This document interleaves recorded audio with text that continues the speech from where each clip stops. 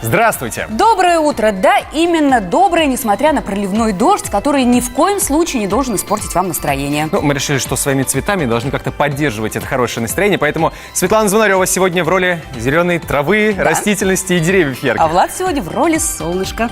Очень приятно. Итак, сегодня среда, 18 июля. Мы сегодня, как всегда, будем говорить на интересные темы. Поговорим про кулинарию обязательно, про здоровье, про культуру и про спорт. Да, мы познакомимся сегодня с очень необычным видом спорта. Да, а какой? Интрига. Узнаем далее.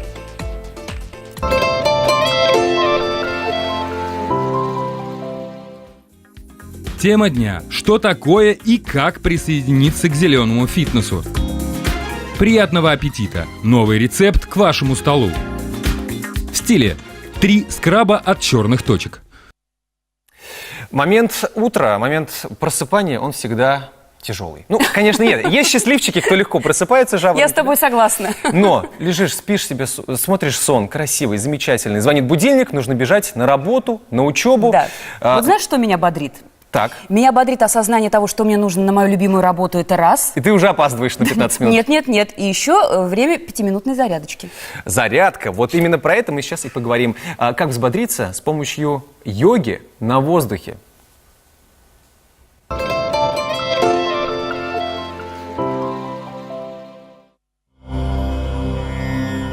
7 часов утра по московскому времени мы со съемочной группой отправились в парк имени Горького. Цель – проверить на себе, что же такое зеленый фитнес и почему он так популярен среди горожан.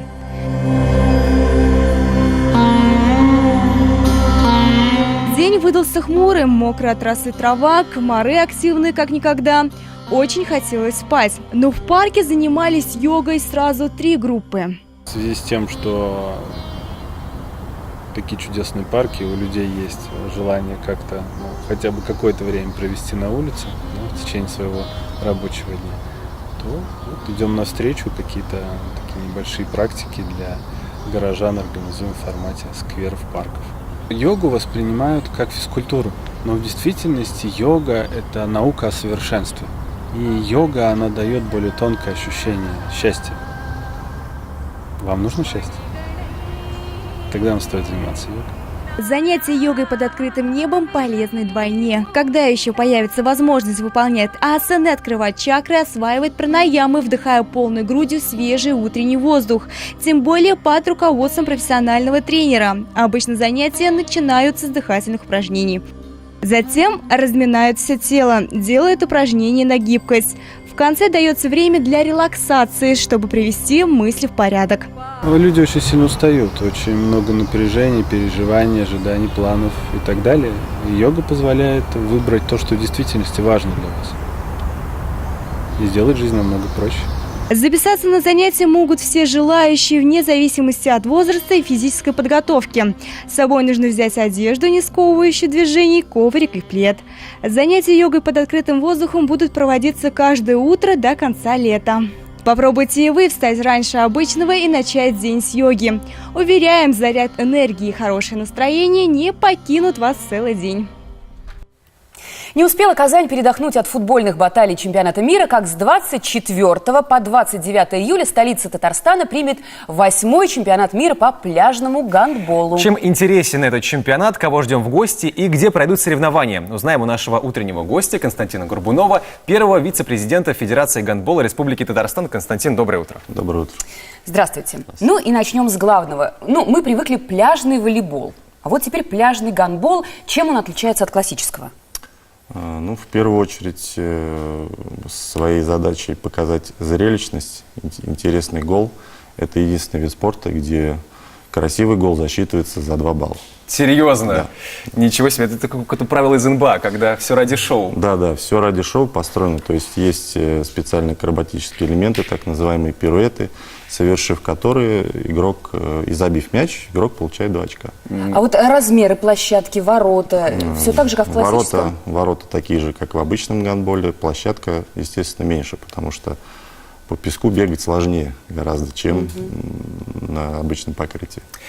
Если вдруг дождь, тогда игра тоже продолжается? Да, вот как сегодня, например. Сегодня, да, к Проливной сожалению, даже дождь, неважно снег, игра будет Состоится. Состоится. Единственное, что если какая-то там гроза, молния, то есть судья может на время остановить. Ну, это в случае опасности. Хорошо. Соревнуются, в обычном гандболе отдельно женские, отдельно мужские. А есть еще смешанные, в по-моему. пляжном гандболе... Нет, в обычном нет. А вот в пляжном да, в гандболе пляжном. есть смешанные команды. Мы правы? Вы правы, да, но эта дисциплина, она пока как бы свободная, даже в пляжном гандболе. Микс так называемый. Соревнования проводятся на данный момент международные среди мужских и женских команд отдельно. Пока. Сколько стран, какое количество участников будет? В этом чемпионате у нас примет рекордное количество участников, 32 команды, 16 мужских, 16 женских. Это как в футболе. Да. Да, Кстати. Да, но игра гораздо быстрее происходит, то есть 2 тайма по 10 минут всего. Сколько Поэтому человек в поле?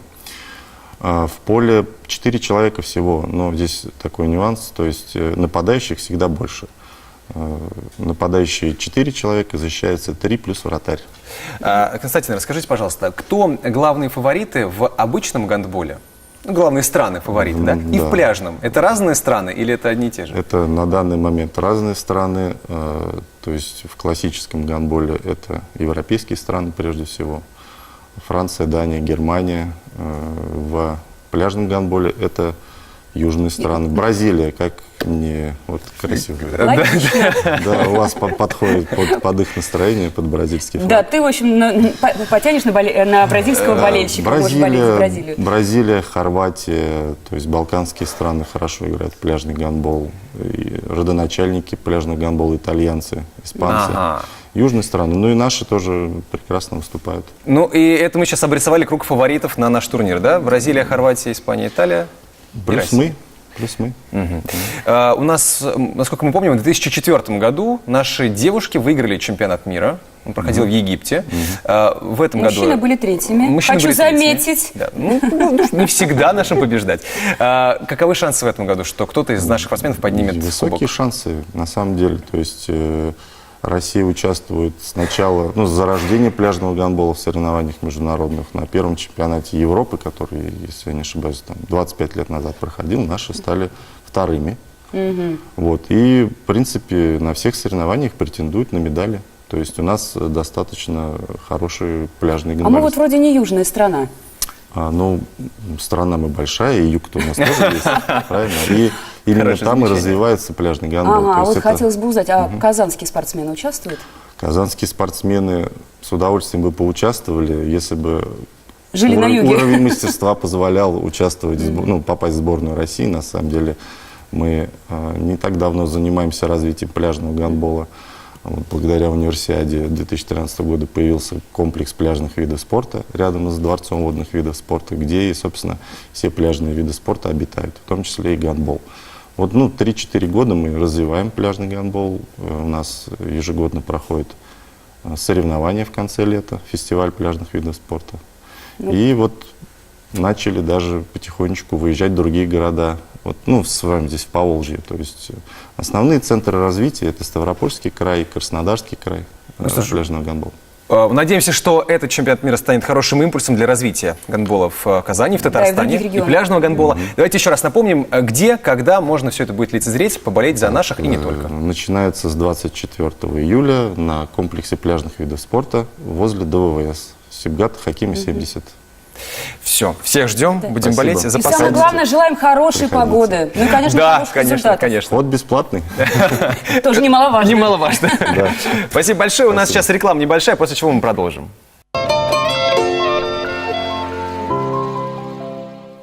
Доброе утро. Сейчас традиционное время для астропрогноза. Первые 6 знаков зодиака. Внимание! Гороскоп обещает Овну удачный день, когда все потраченные усилия в работе увенчаются успехом. Только не рискуйте деньгами, даже если их будет до неприличия много. Как приятно. Да. Все сделанное Тельцом послужит прочным фундаментом для будущих побед. И это не только в работе, но и личной жизни. Сегодня ваше обаяние чересчур велико, поэтому можно привлечь внимание любого поклонника. Близнецам стоит заглянуть внутрь себя, там затерялись великие таланты. У одиноких близнецов не будет отбоя от поклонников, значит, вечер точно пройдет в романтической атмосфере, целуясь под дождем. Раку нужно быть не только бережливым, но и менее циничным, если вопрос касается денег. Вы так сильно зацикливаетесь на тратах, но отказаться от них не в силах. Может быть, отдать часть денег на сохранение родственникам? Льву гороскоп советует повышать свой образовательный уровень, особенно если квалификация уже давно потеряна. Можно посетить семинар, записаться на курсы, почитать специальную литературу. Благоприятные условия сложатся в любви. Ждите признания в чувствах. Деве необходимо сдерживать эмоции, даже если хозяйка положения в рабочем коллективе именно вы. Шефу вряд ли понравится излишняя напыщенность и самоуверенность. Тем более не встревайте в сплетни и не распускайте слухи. Как? Как без этого на работе, ты хочешь сказать, чем заняться? На работе?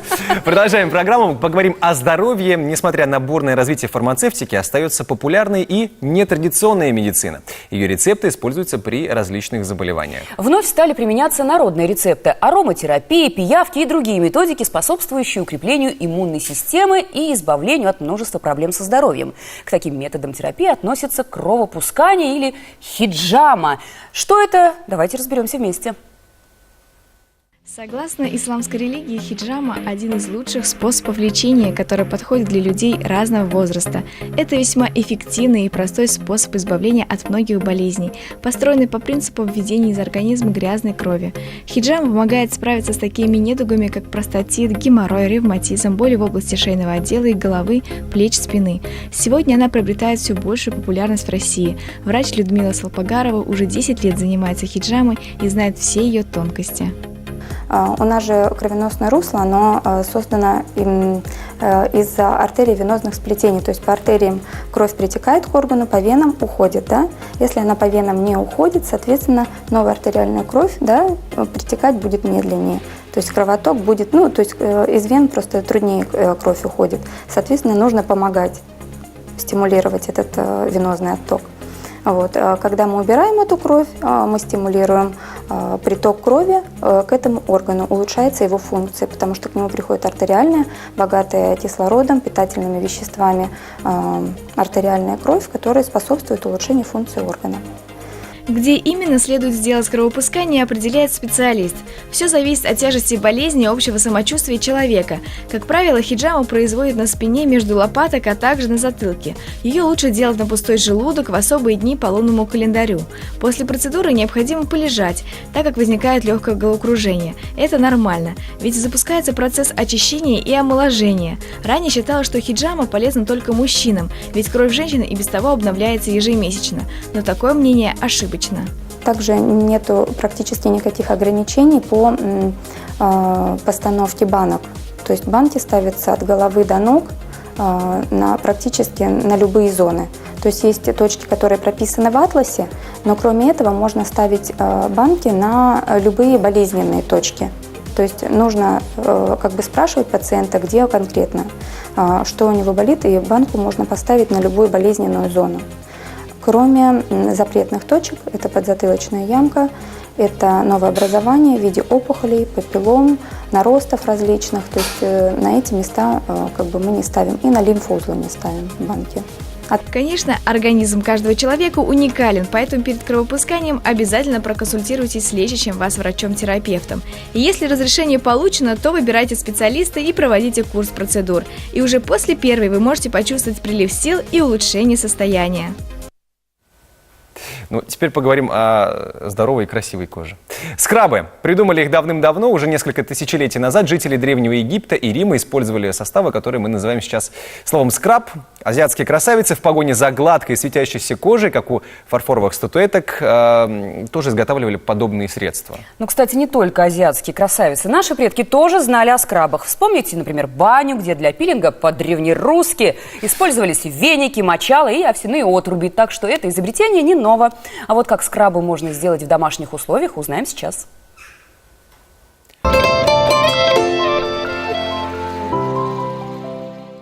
Предлагаем вам 3 новых эффективных рецепта.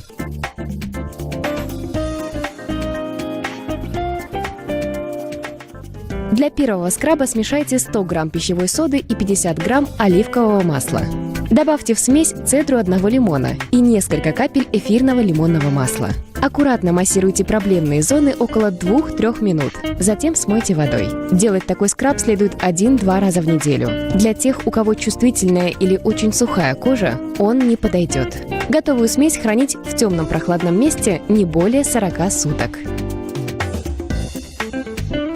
Обрабатывать зоны с черными точками следует после тщательного очищения лица. Лучше всего проводить процедуры после душа или ванны, когда лицо распарено. Второе средство – овсяная маска от черных точек. Столовую ложку овсяных хлопьев залейте кипятком до образования густой кашицы.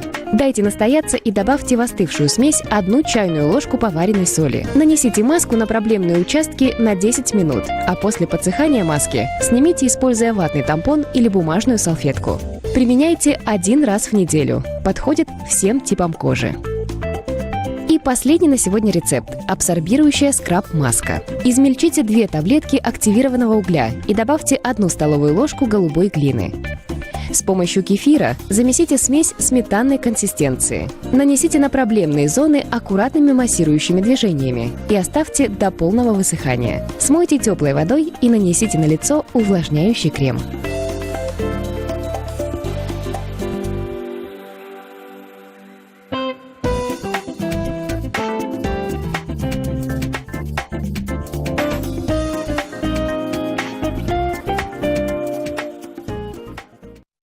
Ну а теперь вспомним, как на прошлой неделе Департамент продовольствия и социального питания Казани в одном из детских летних лагерей устроил мастер-класс по приготовлению чак-чака. А еще там была организована очень интересная встреча для подростков. Кто пришел в гости для беседы за вкусным завтраком, расскажем прямо сейчас. Доброе утро, друзья! С вами Гульнар Махмутова, а значит, время делового завтрака. Лето – прекрасное время для отдыха, общения и новых приятных знакомств. Мы в детском оздоровительном лагере «Березка», а гость программы Сабина Хайдарова, главный редактор молодежного проекта «Фракция». Сабина, доброе утро! Что такое «Фракция»? Давайте расскажем зрителям. «Фракция» — это молодежное движение, которое существует в 2 форматах. Как федеральное онлайн-издание и как офлайн-движение с совершенно разными занятостями для подростков. То есть основная ваша аудитория – это юные журналисты? «Фракцию» как СМИ создают сами подростки от 14 до 19 где-то лет. Они приходят, создают и тексты, и контент в видеоформате, и фотографии, и иллюстрации, это все на них. И в соцсети ведут тоже они. Есть 2 направления. Это те, которые ребята загораются внезапно и делают на своей инициативе. Мы так ездили в приют в Гаврош зимой. И также это регулярные проекты для родителей, для учителей и для общественности в целом, которые называются «Четкие речуги». Это диалоговые окна между подростками и разными сферами общества, где подростки предоставляют свою конструктивную критику и показывают свое видение решения проблем, которые возникают у них. Мы сегодня вместе с нашим деловым завтраком в гостях в лагере «Березка». Здесь отдыхают очень интересные ребята, и у них тоже масса вопросов по вашей организации. Послушаем? Да, конечно. Как к вам попадают подростки? По-разному. Кто-то приходит по рекомендации друзей, кто-то приходит, потому что находит нас в интернете и хочет принять участие. Очень многие начинают свое знакомство с «Фракцией» на еженедельных встречах. Они в течение учебного года проходят по средам. Мы обычно зовем какого-нибудь интересного спикера. Это может быть юрист, может быть киберспортсмен, может быть спортсмен, может быть путешественник. И он рассказывает что-то о себе и делится лайфхаками. В общем, можно ему задавать любые вопросы, он ответит. Какие у вас самые актуальные темы для обсуждения? Как правило, у нас нет какого-то там плана, просто ребята приходят со своим каким-то запросом, это может быть что угодно, отношения с родителями, беспокойство по поводу ЕГЭ, какие-то взаимоотношения с друзьями, с людьми, и мы это все открыто обсуждаем, у нас нет какого-то табу, в любые темы мы считаем, что нужно все это проговаривать. Единственное, что у нас есть такое правило экологичной информации, мы всегда стараемся перевести все в позитивное русло, потому что и так слишком много льется очень тяжелой информации, которая вгоняет в депрессию и взрослых людей, что уж говорить о подростках, которые переживают и так все слишком эмоционально. Поэтому мы стараемся перевести все в позитив. У фракции есть какие-то конкретные цели или это свободное место для дискуссий? Фракция создавалась как под конкретную цель решить проблемы взаимодействия между подростком и родителем. Но постепенно это выросло в такую большую миссию снять напряженность подростков, показать вам, что нет только черного, нет только белого, что всегда бывает черное, белое, серые полосы. Всегда можно, из любой ситуации можно найти выход.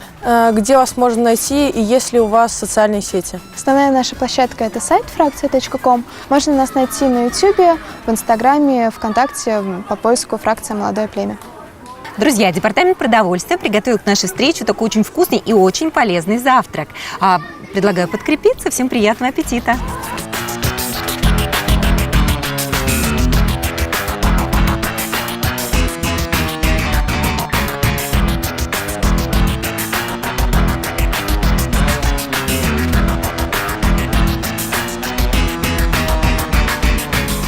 Наш деловой завтрак подошел к концу. Спасибо большое, Сабина, за интересную беседу. Желаем ребятам отличного отдыха, а телезрителям хорошего дня.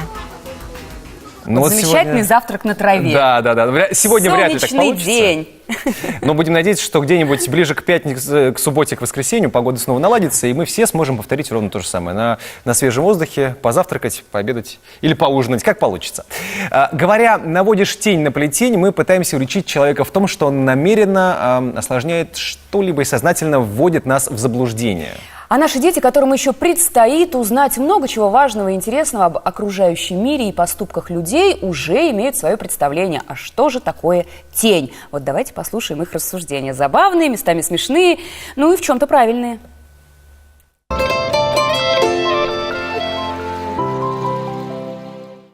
Тень – это наш хвостик. Он черного цвета, и он никогда не уходит с нами.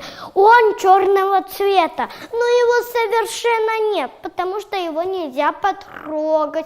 А если ты будешь в воде, то тень будет под водой, он не утонет. Когда светит солнце, тень видна, а когда заходишь в тенек, ее не видно, но она есть. Тень человека похожа на человека, а тень колеса похожа на колеса, а тень дерева похожа на дерево. Дома можно выключить свет и включить фонарик, и тогда мои пальцы превращаются в монстрные пальцы. А если мы выключим свет, то тень не будет видно. А еще тень умеет расти вместе с человеком. У папы большая тень, а у меня маленькая. Когда везде светло, тень не видно. А если включить фонарик клубничка и встать перед ней, то я превращаюсь не в Дашу, а в серую тень. Если я буду кривляться, то и тень будет кривляться. Если я замру, то и тень замрет. Потому что тень все за мной повторяет. И потому что тень повторюшка дядя Хрюшка. Вот такая это тень. Но в ближайшее время тень нам вряд ли получится увидеть. В смысле, сегодня, ближайшие, да, сегодня, завтра. Но вот потом мы обещаем вам замечательную солнечную погоду. И наш следующий приз, который мы разыграем, будет очень кстати. Приступаем к нашему летнему розыгрышу. У нас есть билет на пляж Ривьера. Он достанется тому, кто ответит на простой вопрос. Ну, простой, если у вас под рукой Google. Из какого языка заимствовано слово «зонт»? Да, из какого языка заимствовано слово «зонт»? Ну, в оригинале это звучит как «зонедек». «Зонедек». Из какого это языка? Телефон прямого эфира.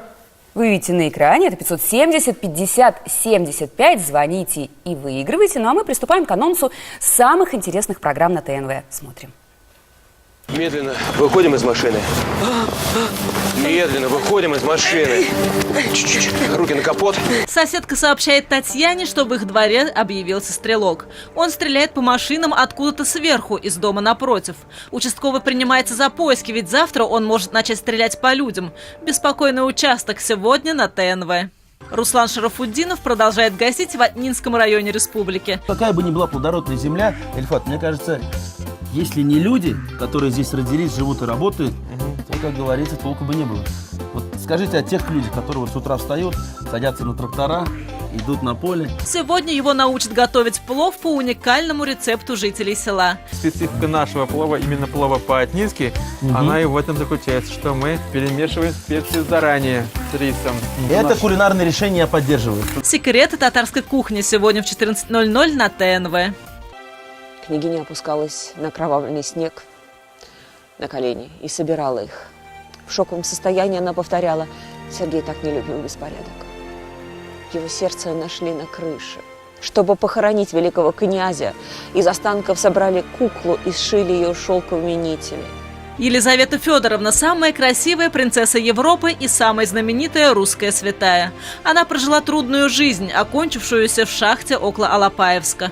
Режиссер Алексей Барыкин, актеры Андрей Мерзликин, Александр Михайлов и Илза Льеппе представят свой взгляд на эту трагическую историю. «Осанна. Премьера». Смотрите сегодня в 22:10. Зонедек. Зонд. Из какого языка? Сейчас мы попробуем узнать. Доброе утро. Как вас зовут? Зухра, да, сегодня это самый популярный предмет, наверное, будет, это зонт. Зухра, какими языками вы владеете? Русским и татарским. Ну, хорошо. Пока А зонт достаточно. какого? Зонт, какой это язык? Голландский язык. Голландский. Ну, или нидерландский. Да вы, значит, Зухра, вы скромничаете, вы еще и голландским владеете. Да, конечно. Зонедек в переводе с голландского это навес от солнца. Как бы это ни показалось странным. Да. Навес от солнца. И мы поздравляем вас с замечательным призом. И навес от солнца вы, наверное, вот там и найдете. Да. И это будет в ближайшие дни, так что не переживайте. Погода будет замечательная, так что все у вас получится. Получите удовольствие. Хорошего дня на пляже Ривьера. Не забудьте Зонедек, пожалуйста. Сейчас посмотрим рекламу и продолжим говорить на интересные темы.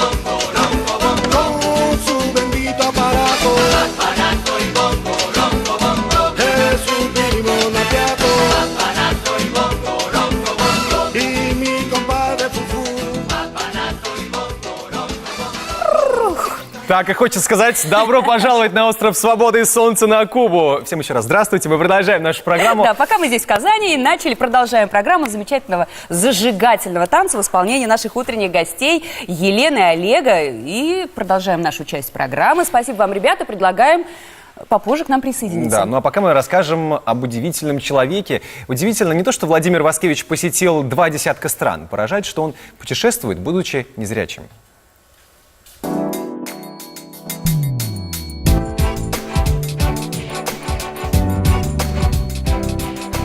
Незрячий путешественник Владимир Васкевич, посетивший более 20 стран мира, в настоящий момент совершает поездку по России от Калининграда до Владивостока на попутных автомобилях. Одним из пунктов его маршрута стала Казань. Встреча с ним прошла в Республиканской специальной библиотеке для слепых и слабовидящих. Во время мастер-класса Владимир рассказал, как слепой может путешествовать самостоятельно, недорого и безопасно. Также объяснил, как бороться с негативом и всегда оставаться в хорошем расположении духа. В основном путешествую один, но иногда беру с собой команду, вот, и мы уже в рамках инклюзивной команды, где есть люди с инвалидностью и люди без инвалидности, вместе учимся достигать одной цели. Одна из экспедиций была 16 дней на байдарках, на веслах по рекам Западной Сибири. Владимиру всего 24. Из них 6 лет он путешествует. Успел себя реализовать и в работе. Проводит мастер-классы по всей стране.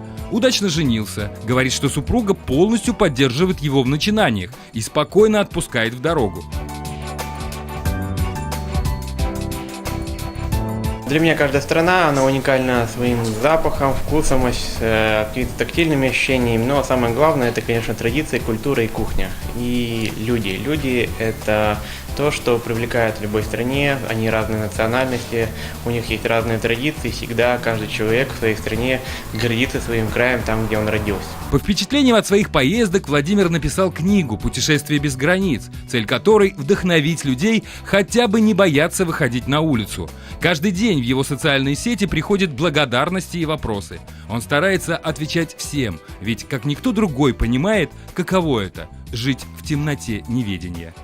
Ну, возвращаемся в нашу студию и продолжаем говорить на тему танца. Начинаем с беседы с Еленой и Олегом, которые красиво станцевали и зажгли нас всех. Еще раз доброе утро вам. Доброе утро. Итак, да, сегодня у Театра кукол «Икият» в рамках проекта «Культурная среда» станцуют сальсу. Еще раз. Расскажите, пожалуйста, и про проект, и про танец. Ну, да, если позволит свобода. Станцуют кто, я бы сказала? Это обычные казанцы, либо профессионалы будут? Это будут обычные казанцы. Все, кто любит и неравнодушен к сальсе. То есть все желающие могут прийти и приобщиться? Да. Честно говоря, я про проект прочла из новостей, узнала из новостей, поэтому я не знаю, кто туда придет, но я знаю, что он открыт для всех. И некоторые представители танцевальной тусовки Казани тоже планируют туда попасть. Ага. Ну давайте тогда немножко, об истории, что ли, такой экскурс сделаем. Что такое сальса? Что это за танец такой? Мы видели, что он очень зажигательный. Насколько, для меня, скажем так, близка такая версия, что сальса – это соус. То есть соус из разных ритмов, которые собрались в музыкальных композициях, под которые танцуют сальсу. Но это все-таки латиноамериканская Да, это история, скажем так. И там в композициях, под которые сальса танцуется, собрано множество различных танцевальных, музыкальных направлений, которые в свое время тоже танцевали, и разных танцев, которые, в общем, все сегодня находят отражение в сальсе. Поэтому сальса – это не просто один какой-то ритм, это много-много-много разных ритмов и много музыкальных каких-то фишечек. Сальса это все-таки парный обязательно танец? Лучше, конечно, пара. Ну, если нет пары, то можно и одному. Да. То есть есть и сольные. Конечно. Потому что мне это что-то напоминает, вы знаете, такая игру влюбленных. Вот что-то это вот с этим связано. Страсть, любовь. Да, если брать историю вообще танца и то, как он развивался в Нью-Йорке, в Палладиуме в 60-е годы, тогда в паре очень мало было каких-то элементов, именно вот когда люди держатся за руки. Было очень много элементов, когда люди просто смотрят друг на друга или танцуют друг для друга сольное что-то. И это был такой кураж, которым люди делятся между собой. Это было просто очень весело. Это сейчас мне вспомнился момент из фильма «Криминальное чтиво», когда они танцевали вдвоем. Ну, если наложить музыку сальсы, ритм наложить, то тоже. Хорошо. Ну, как в Нью-Йорке развивалось, это все понятно. Зарождение и так далее. Как в Казани сейчас у нас развиваются сальсы и вообще, в принципе, латиноамериканские танцы. Наверняка у вас есть единомышленники. Да, конечно. Сегодняшний день в Казани сальсу и преподают в разных школах, и регулярно проводят мероприятия, доступные для всех под открытым небом. Вот у колеса обозрения, у Ривьеры каждую пятницу проходит open air. На набережной по субботам бывают open-эйры. С 8 часов все начинается. Туда может прийти любой, там много преподавателей. И если к ним подойти и сказать, учи, то я уверена, что никто не откажет. Каждому ли дано вот научиться этому? Да, было бы желание у каждого. То есть особые танцевальные навыки. Абсолютно. Главное чувство ритма, я так понимаю. Этому даже тоже можно научиться. Главное, есть желание. Здесь вот Олег может свою историю рассказать, потому что он пришел не из танцев, он пришел вообще с нулевой подготовкой. Из армии? В том числе из армии, да, я там был. Да, просто было желание научиться танцевать. А что? Подсказали люди мне, Игорь Александрович, там весело, интересно. Я когда пришел на первое занятие, да, такие, может быть, детей не было, но потом зажегся, и мне действительно был интерес. То есть музыкальной подготовки не было никакой. Этому тоже можно научиться, задаться целью. Ну, не так это сложно. А вы сколько лет уже занимаетесь этим? Я с 2011 года. Ну, срок достаточно приличный. Как относятся к этому ваши друзья-мужчины? Вот у нас, потому что бытует мнение, мужики не танцуют, да? То есть мужики должны такие... Ну, это у тебя бытует такое мнение. Серьезные, злые. Коллеги, напарники, что говорят? Что, молодец, так держать.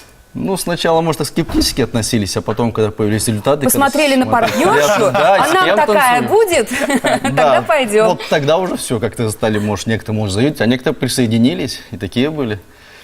Как сегодня у нас погода с утра была не очень, да? Сегодня вечером около театра «Кукол и Кияд» цветочный фестиваль, и танец будет при любой погоде? Или... Если там было написано с поправкой на дождь. Все-таки погода имеет значение. Для меня нет. Это не как в гандболе в пляжном, а как красиво бы под дождем это смотрелось. Я с удовольствием. Ну, значит, как минимум одна пара будет сегодня, и если не сегодня, то... Остальные присоединятся, я уверена. То когда и где еще можно найти и потанцевать? Первое в пятницу с 8 часов до 12. Каждую пятницу? Каждую пятницу у Ривьеры, у Колеса обозрения. В субботу с 8 часов до 10 почти всегда на набережной, на Кремлевской, на пирсе. И периодически устраивают в различных заведениях города такие, ну как не закрытые, а клубные вечеринки. Ну что ж, я думаю, что многие сейчас заинтересовались и приобщаться к этому замечательному танцу. Спасибо вам большое. Мы благодарны вам за то, что вы нас так вот зажгли. Взбодрили, да. Надеемся, что к вам будет присоединяться все больше и больше наших казанцев. Конечно, приглашаем всех. Ну а пока расскажем казанцам, что еще интересного происходит в нашем городе сегодня.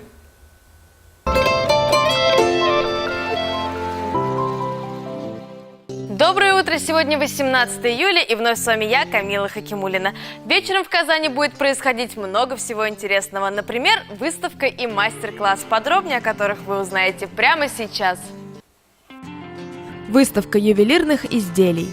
Испокон веков людей завораживал яркий блеск металлов и сияние камней. Из-за них люди проливали кровь, завоевывали целые страны и осваивали новые территории. Об истории и современности украшений можно будет узнать на этой экспозиции. Мастер-класс по гончарному мастерству. Гости научатся создавать керамические изделия, тарелки, чашки, миски, вазы под чутким руководством художницы Фариды Сахабуддиновой. Их произведения пройдут весь путь от сырой глины до обожженного, покрытого росписью глазурью предмета. Интересный вечер намечается, но не будем останавливаться. Далее только интереснее. Смотрим. Спектакль «Ханума». Князь Вано Пантиашвили не женат, да и невесты, соответствующей требованиям князя, не находится. Она должна быть красивой, стройной и непременно говорить по-французски. Кто же найдет такую девушку? Конечно, лучшая сваха Тифлиса – Ханума.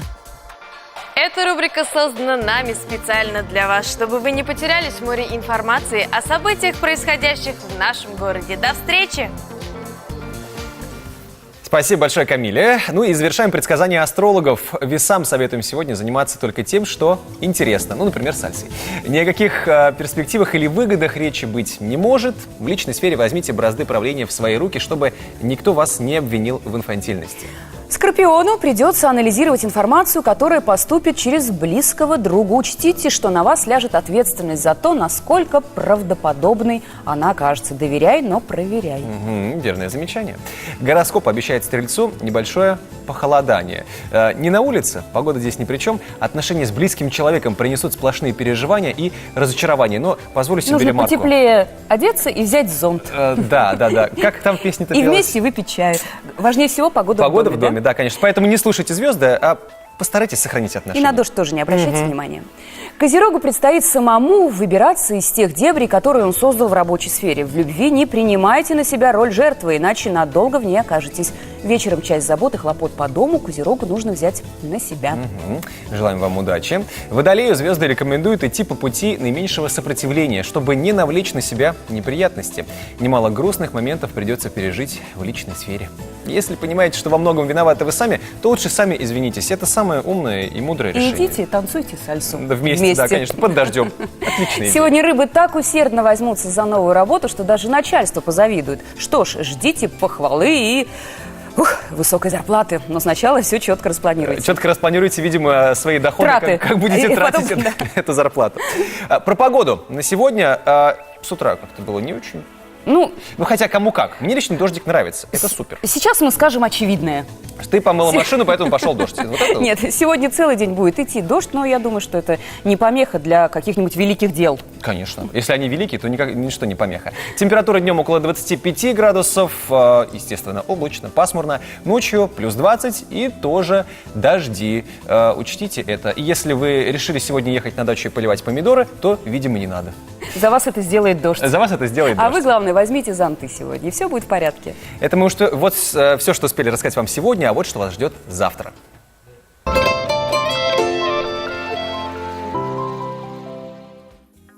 С песней по жизни. Как приучить ребенка к музыке и пению. Приятного аппетита! Готовим острую закуску из помидоров. На заметку, как создать в квартире интерьер в скандинавском стиле. Итак, это и многое другое завтра в 8:10 на ТНВ. Кроме этого, вы можете найти нас в интернете, конечно же. Наш сайт tnv.ru, там можете найти повторы наших программ. Еще раз пересмотреть интересные интервью, рецепты. Гости, может быть, это ваши друзья, да? Да. Добро пожаловать, tnv.ru. Пообщаться лично с нами вы можете на нашей страничке ВКонтакте. Все ваши предложения, вопросы задавайте, мы обязательно прочтем, учтем и даже ответим. Ну и в Ютьюбе, конечно же, тоже можете нас найти. Утренняя программа «Здравствуйте». Везде вам рады.